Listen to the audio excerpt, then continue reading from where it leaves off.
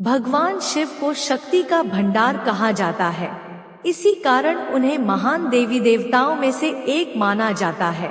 इसी कारण संसार में सदियों से उनकी पूजा की जा रही है। सावन माह तो पूरा भगवान शिव को ही समर्पित है। इस पूरे माह में भगवान शिव की विधिवत पूजा करने से शुभ फलों की प्राप्ति होती है। जीवन दान देने वाले भगवान शिव को लेकर काफी कहानियां प्रचलित है। ऐसे ही शिव पुराण में उनके रूप को लेकर कई कहानियां हैं। शिव जी का रूप देखें तो उन्होंने गले में सांप, जटाओं में गंगा, माथे में चंद्रमा के अनुसार हाथों में त्रिशूल, देवताओं और राक्षस के बीच समुद्र हुए नजर आते हैं। आपको बता धेनु गाय कि भगवान शिव के हर साथ वस्तु हलाहल विषि का प्रतीकात्मक स्वरूप मानी जाती है। सृष्टि को बचाने के लिए स्वयं भगवान शिव ने इसका श्रृंगार कर लिया पीछे की कहानी। लेकिन विष का प्रभाव इतना ज्यादा था कि उनका शरीर तपने लगा था। ऐसे में शरीर से विष के प्रभाव कम करने के लिए शिवजी से चंद्रमा ने प्रार्थना की वह उन्हें माथे पर धारण कर ले, जिससे शरीर को शीतलता प्रदान हो। ऐसा करने से शरीर में विष का प्रभाव कम हो गया। तब से चंद्र देव शिव जी के माथे में विराजमान है और पूरे संसार को शीतलता प्रदान करते। मासिक शिवरात्रि पर इन नियमों का करें पालन। शिव जी की जटाओं में गंगा होने का कारण शिव पुराण के अनुसार भागीरथ ने मां गंगा को पृथ्वी को लाने के लिए कठोर तपस्या की, जिससे वह अपने पूर्वजों को मोक्ष दिला सके। उनकी तपस्या से मां गंगा प्रसन्न हो गई, लेकिन उन्होंने भागीरथ से कहा कि मेरा वेग पृथ्वी नहीं सह पाएगी और वह पूरी धरती जलमय हो जाएगी। ऐसे में भागीरथ ने भगवान शिव से प्रार्थना की। इससे प्रसन्न होकर भगवान शिव ने मां गंगा को अपनी जटा में धारण किया और सिर्फ एक जटा ही खोली, जिससे कि पृथ्वी में मां गंगा अवतरित हो सके। भगवान शिव की होगी कृपा। शिव जी के गले में सर्प होने का कारण भगवान शिव के गले में सर्प भी है। माना जाता है कि उनके गले में साधारण सर्प नहीं बल्कि वासुकी सर्प है। समुद्र मंथन के दौरान रस्सी के बजाय मेरु पर्वत के चारों ओर रस्सी के रूप में वासुकी सर्प का इस्तेमाल किया। एक तरफ देवता थे और दूसरी तरफ राक्षस थे। इससे वासुकी का पूरा शरीर लहूलुहान हो गया।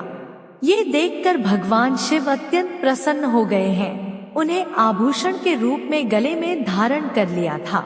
शिव जी के हाथों में त्रिशूल। पौराणिक कथाओं के अनुसार भगवान शिव जब प्रकट हुए थे तब उनके साथ रज, तम और सद्गुण भी प्रकट हुए थे। माना जाता है कि इन्हीं तीनों गुणों से मिलकर त्रिशूल बना था। माना जाता है कि भोलेनाथ का त्रिशूल 3 काल यानी भूतकाल, वर्तमान और भविष्य काल को जोड़कर देखा जाता है। इसी कारण भगवान शिव को त्रिकालदर्शी भी कहा जाता है। भगवान शिव का डमरू। भगवान शिव से सृष्टि के संचार के लिए डमरू धारण किया था। पौराणिक कथा के अनुसार जब मां सरस्वती प्राकट्य हुई थी तब पूरा संसार संगीतहीन था। ऐसे में भोलेनाथ ने नृत्य किया और 14 बार डमरू बजाया। माना जाता है कि डमरू की आवाज से ही धुन और ताल का जन्म हुआ। इसी कारण डमरू को ब्रह्मदेव का स्वरूप कहा जाता है। उनके सबसे समीप थी। इससे दुखी चंद्रमा की बाकी पत्नियों ने अपने पिता प्रजापति दक्ष से इसकी शिकायत कर दी। तब दक्ष ने चंद्रमा को क्षय रोग से ग्रस्त होने का श्राप दिया। इसकी वजह से चंद्रमा की कलाएं क्षीण होती गईं। चंद्रमा की परेशानी देखकर नारद जी ने उन्हें भगवान शिव की आराधना करने को कहा। चंद्रमा ने अपनी भक्ति और घोर तपस्या से शिवजी को जल्द प्रसन्न कर लिया। शिव की कृपा से चंद्रमा पूर्णमासी पर अपने पूर्ण रूप में प्रकट हुए और उन्हें अपने सभी कष्टों से मुक्ति मिली। तब चंद्रमा के अनुरोध करने पर शिवजी ने उन्हें अपने शीश पर धारण किया। भगवान शिव को शक्ति का भंडार कहा जाता है। इसी कारण उन्हें महान देवी देवताओं में से एक माना जाता है। इसी कारण संसार में सदियों से उनकी पूजा की जा रही है। सावन माह तो पूरा भगवान शिव को ही समर्पित है। इस पूरे माह में भगवान शिव की विधिवत पूजा करने से शुभ फलों की प्राप्ति होती है। जीवन दान देने वाले भगवान शिव को लेकर काफी कहानियां प्रचलित है।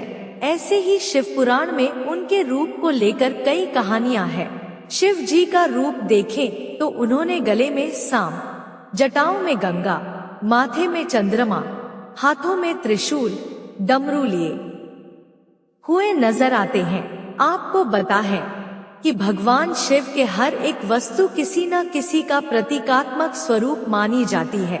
आइए जानते हैं भगवान शिव के इस श्रृंगार के पीछे की कहानी। पौराणिक कथा के अनुसार जब देवताओं और राक्षस के बीच समुद्र मंथन हुआ था तो उसमें कामधेनु गाय मां लक्ष्मी के साथ साथ हलाहल विष भी निकला था, जिससे पूरी सृष्टि को बचाने के लिए स्वयं भगवान शिव ने इसका पान कर लिया था।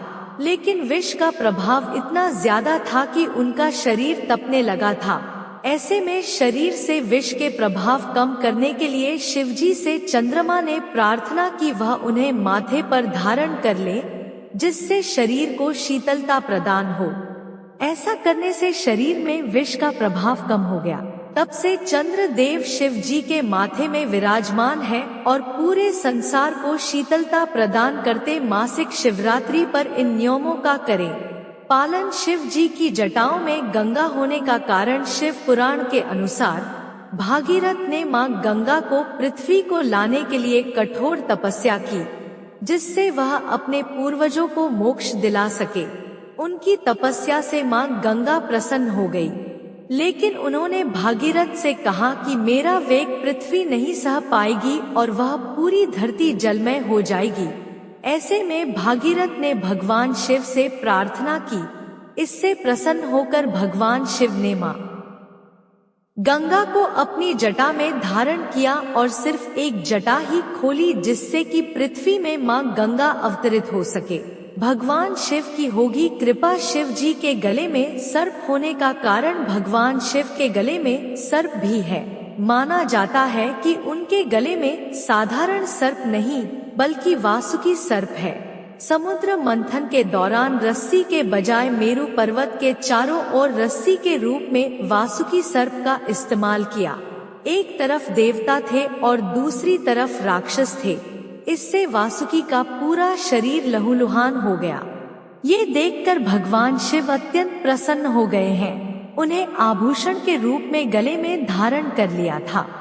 शिव जी के हाथों में त्रिशूल। पौराणिक कथाओं के अनुसार भगवान शिव जब प्रकट हुए थे तब उनके साथ रज, तम और सद्गुण भी प्रकट हुए थे। माना जाता है कि इन्हीं तीनों गुणों से मिलकर त्रिशूल बना था। माना जाता है कि भोलेनाथ का त्रिशूल 3 काल यानी भूतकाल, वर्तमान और भविष्य काल को जोड़कर देखा जाता है। इसी कारण भगवान शिव को त्रिकालदर्शी भी कहा जाता है। भगवान शिव का डमरू। भगवान शिव से सृष्टि के संचार के लिए डमरू धारण किया था।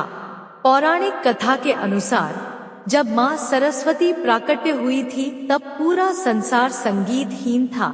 ऐसे में भोलेनाथ ने नृत्य किया और 14 बार डमरू बजाया। माना जाता है कि डमरू की आवाज से ही धुन और ताल का जन्म हुआ।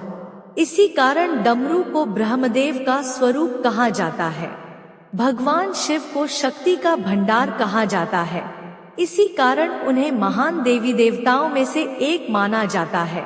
इसी कारण संसार में सदियों से उनकी पूजा की जा रही है। सावन माह तो पूरा भगवान शिव को ही समर्पित है। इस पूरे माह में भगवान शिव की विधिवत पूजा करने से शुभ फलों की प्राप्ति होती है। जीवन दान देने वाले भगवान शिव को लेकर काफी कहानियां प्रचलित है। ऐसे ही शिव पुराण में उनके रूप को लेकर कई कहानियां हैं। शिव जी का रूप देखें तो उन्होंने गले में सांप, जटाओं में गंगा, माथे में चंद्रमा, हाथों में